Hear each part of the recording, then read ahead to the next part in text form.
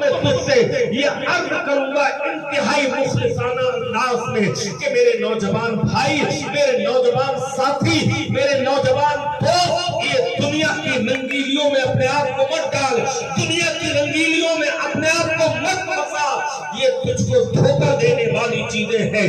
موت کا کسی کو بھروسہ نہیں ہے، موت کا وقت متعین ہے لیکن ٹائم کسی کو نہیں پتا ہے موت کب آنی ہے۔ ابھی ایک پل میں آ جائے، ابھی دوسرے پل میں آ جائے۔ کچھ باتیں ایسی ہیں جو میں آپ کے گوش گزار کرنا چاہتا ہوں۔ میں نے اپنے بزرگوں کی کتابوں میں پڑھا ہے، اے لوگوں جب بھی تمہیں ہچکیاں آیا کرے تو کلمہ شریف پڑھا کرو، ہچکی آئے تو کلمہ پڑھا کرو۔ بزرگوں نے کتابوں میں لکھا ہے مرنے سے پہلے ہر انسان کو ہچکی آتی ہے، اور ہچکی کے بعد اگر تمہاری عادت کلمہ پڑھنے کی ہوگی تو موت کی ہچکی آئے گی اور تمہاری زبان سے کلمہ نکلے گا تو اللہ تم سے راضی ہو جائے گا۔ سبحان اللہ، سبحان اللہ۔ یہ بزرگوں نے کتابوں میں لکھا ہے۔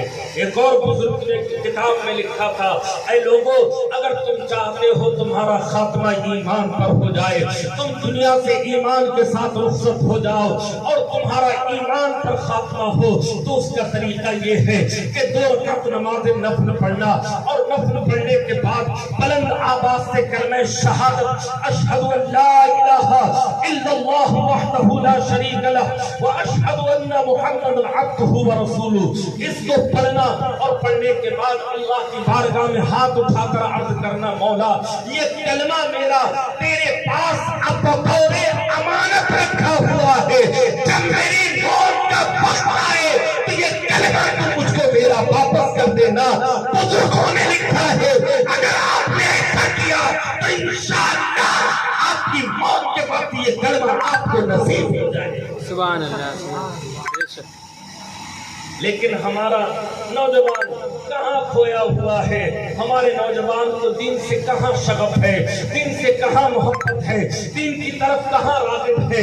دنیا کی رنگ رلیاں اتنی زیادہ اسے مدہوش کیے ہوئے ہیں، دنیا اتنی زیادہ اس کے اوپر غالب ہے۔ ہر جہاں گانے دیکھیے، جہاں دیکھیے لوگ فلمیں دیکھ رہے ہیں، گانے سن رہے ہیں، ننگے ڈانس کر رہے ہیں، اور یہ موبائل کا زمانہ ہے۔ آج اس موبائل نے ہماری ایسی زندگی برباد کی ہے، ہماری جوان بچیاں بھاگتی ہوئی نظر آتی ہیں، جوان بیٹیوں کے ہاتھ میں اینڈرائیڈ موبائل کا کام کیا ہے، ان کا کون سا بڑا کاروبار چلتا ہے؟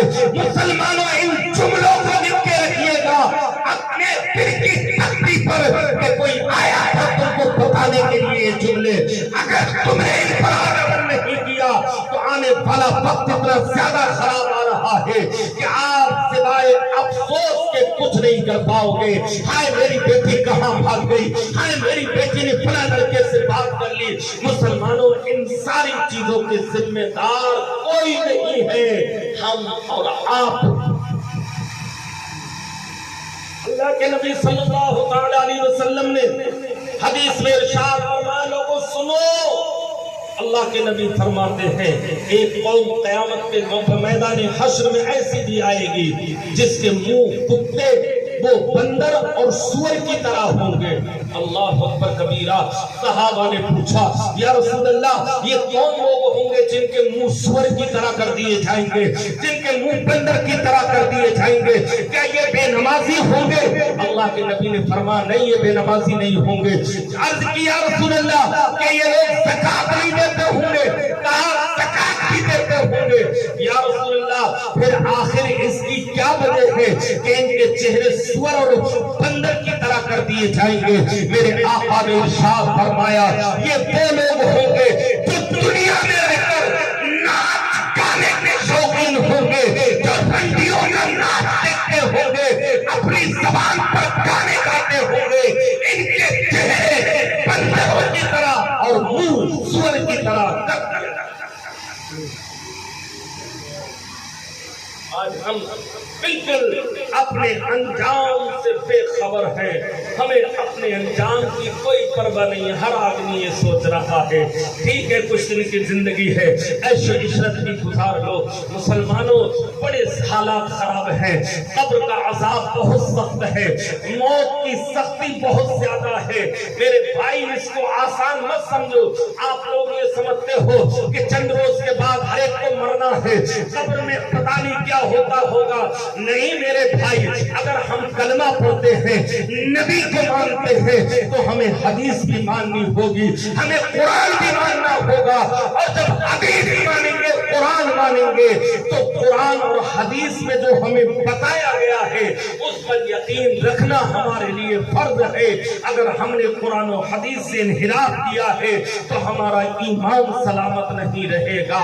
اللہ کے نبی نے ہمیں بتا دیا ہے کہ لوگوں ناچ گانوں میں مت پڑو. یہ ننگی ننگی ٹانگیں, یہ طوائفوں کے کوٹھوں پر جا کر ناچ دیکھنا, ڈانس دیکھنا, چاہے وہ کھلے عام ہو یا موبائل کے ذریعے ہو یا ویڈیو کے ذریعے ہو, یہ ناچ دیکھنا تمہیں حرام ہے. اس ناچ کی وجہ سے اللہ تمہاری روزی سے برکت ختم کر دے گا اور اللہ تمہارے کاروبار سے بھی برکت ختم کر دے گا. لہذا ہم کو چاہیے کہ ہم آخرت کی تیاری کریں, ناچ گانوں میں اپنے وقت کو ضائع نہ کریں, فلموں میں اپنے وقت کو ضائع نہ کریں. ارے ہم سے بڑا احمق اور بے وقوف کون ہوگا؟ یہ ایکٹرز ایک ایک فلم کے اربوں روپے لیتے ہیں, 100 کروڑ روپیہ لے لیتے ہیں, اور ہم بالکل بے وقوف بن کے ان کی فلموں کو 3-3 گھنٹے بیٹھ کر دیکھتے رہتے ہیں. اے میرے نوجوان, جتنی دیر تو نے فلم دیکھنے میں لگائی ہے, قسم خدا کی اگر 3 گھنٹے بیٹھ کر تو مدینے کی طرف توجہ کر کے نبی پر درود پڑھ لیتا تو تیری دنیا بھی کامیاب ہو جاتی, تیری آخرت بھی. بے شک سبحان اللہ سبحان اللہ.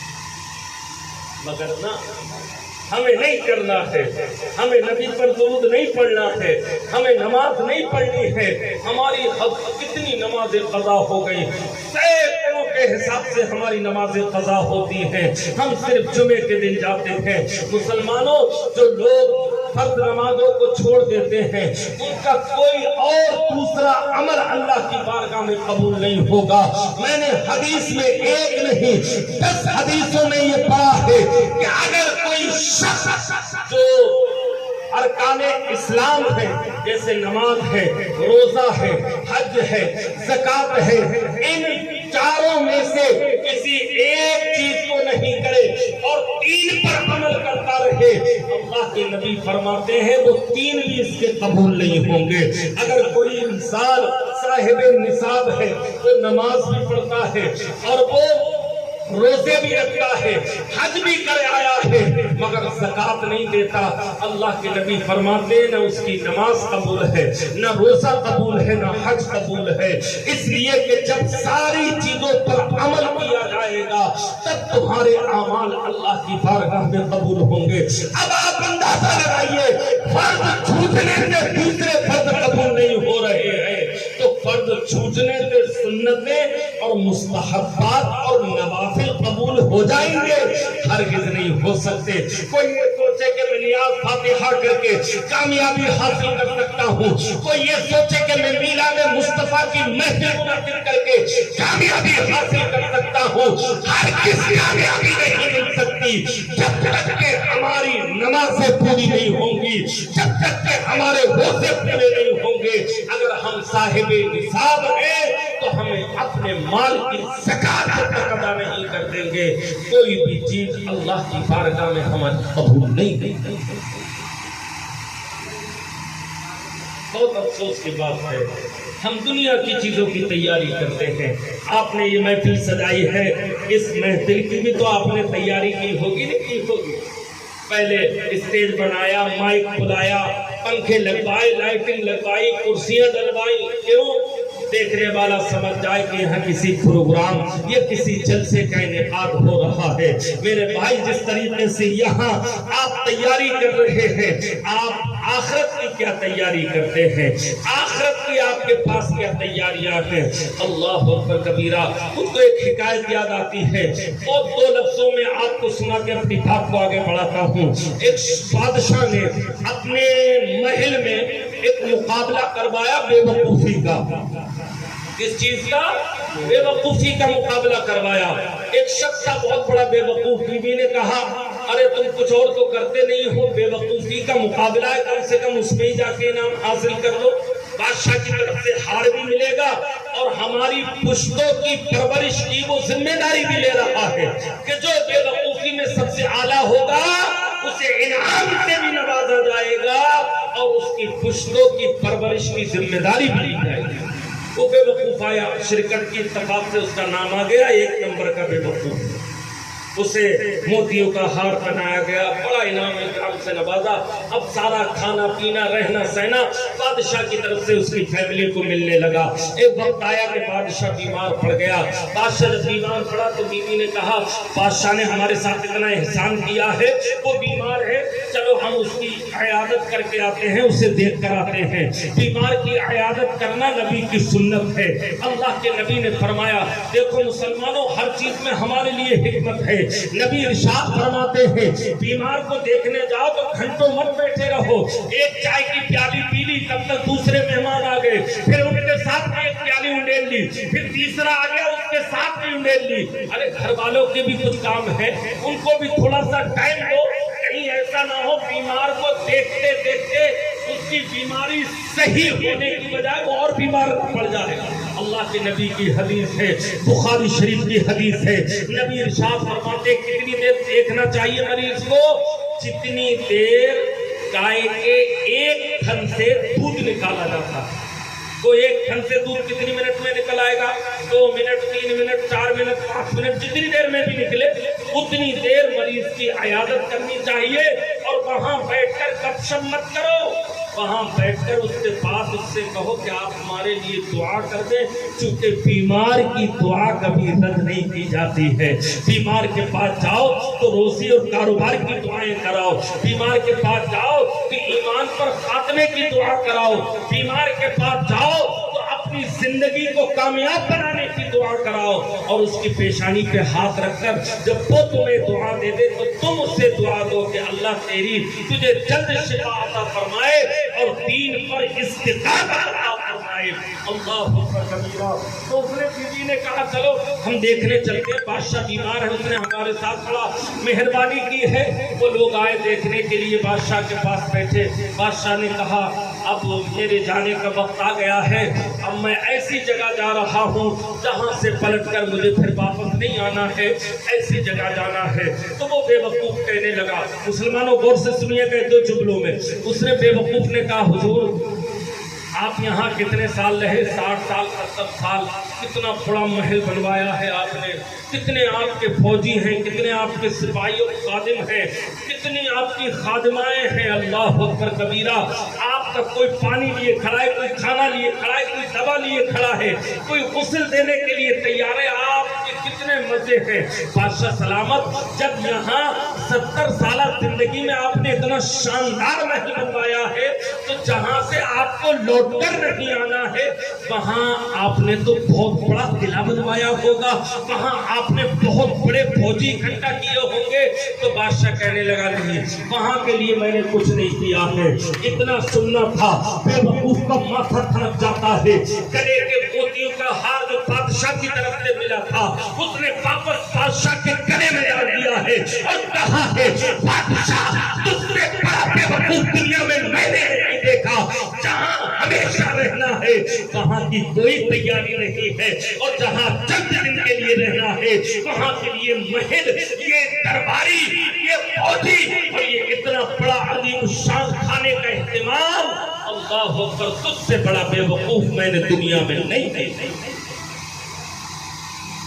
ہے غور کرنے کی بات کہ جہاں اچھا ہمیں یہاں 60 سال جینا ہے، 70 سال، 80، 90، 100 سال، کوئی زیادہ کسی کو بونس مل گیا یا کوئی آفر مل گیا تو 100 سال ہو گئے، اب اس کے بعد تو جانا ہی ہے نا۔ اب وہاں کتنے سال رہنا؟ نہ 1 سال کا نہ 2 سال کا، نہ 100 کا، نہ 1000 کا، نہ لاکھ کا، نہ کروڑ کا، ہمیشہ رہنا ہے۔ کہاں کی تیاری کرنی چاہیے؟ اللہ اکبر۔ نبی ارشاد فرماتے ہیں لوگوں، یہ قبر جو ہے یہ جہنم کے گڑھوں میں سے ایک گڑھا ہے، یہ جنت کی کیاریوں میں سے ایک کیاری ہے، یہ تمہارے اختیار میں ہے۔ تم چاہو تو اسے سانپ اور بچھو کی جگہ بنا لو، اور تم چاہو تو تمہاری قبر میں جنت کی کھڑکیاں کھول دی جائیں اور جنت کی ہوائیں تمہاری قبر کے اندر۔ یہ تمہارے اعمال کے اعتبار سے ہوگا۔ اللہ اکبر کبیرہ۔ جیسے ہمارے عمل ہوں گے ویسے ہماری قبر کے اندر ہمارے ساتھ معاملات کیے جائیں گے۔ اللہ کے نبی نے ارشاد فرمایا، فرشتہ آتا ہے قبر میں سوال کرتا ہے، جب کوئی جواب نہیں دے پاتا ہے تو اللہ اس انسان پر گونگا اور بہرا فرشتہ متعین فرما دیتا ہے، نہ تو وہ دیکھ پاتا ہے اور نہ ہی بول پاتا ہے اور نہ ہی سن پاتا ہے۔ اس کا کام کیا ہے؟ صرف برج لے کے وہ آپ کو مارے گا، ایک مرتبہ مارے گا تو 70 گھر زمین تک دھستے چلے جاؤ گے، پھر دوبارہ پکڑ کر کھینچے گا، پھر مارے گا۔ اسی طریقے سے جب تک قیامت قائم نہیں ہو جائے گی تمہاری کھلائی ہوتی رہے گی، تمہیں عذاب دیا جاتا رہے گا۔ لیکن وہی جو انسان اعمال صالحہ کرتا ہے، اللہ کا خوف جس کے دل میں ہے، نماز اور روزے کی پابندی کرتا ہے، آخرت کی تیاریوں میں مصروف ہے، وہی مصطفیٰ ارشاد فرماتے ہیں جب تمہیں قبر میں رکھا جائے گا تو جنتی بچھونا بچھا دیا جائے گا، جنت کی کھڑکی کھول دی جائے گی، اور قبر جو 6x3 کا ایک کمرہ جسے آپ سمجھتے ہو یہ اتنا بڑا کمرہ نہیں رہے گا۔ میں نے حدیث میں پڑھا ہے جہاں تک نگاہ جائے گی وہ سارا علاقہ تیرا ہوگا، اللہ نے تجھے جنت کی طرف سے عطا کیا ہوگا۔ سبحان اللہ، سبحان اللہ۔ میرے بھائی اگر آپ چاہو تو جہنم کا گڑھا اپنی قبر کو بنا لو، اور چاہو تو جنت کی کیاری بنا لو۔ میرے مسلمان بھائیوں، کہنے کو تو میرے پاس بہت کچھ ہے اور بہت کچھ میں کہہ سکتا ہوں، پوری رات آپ بیٹھے رہیں عمل نہ کریں تو کوئی فائدہ نہیں ہے۔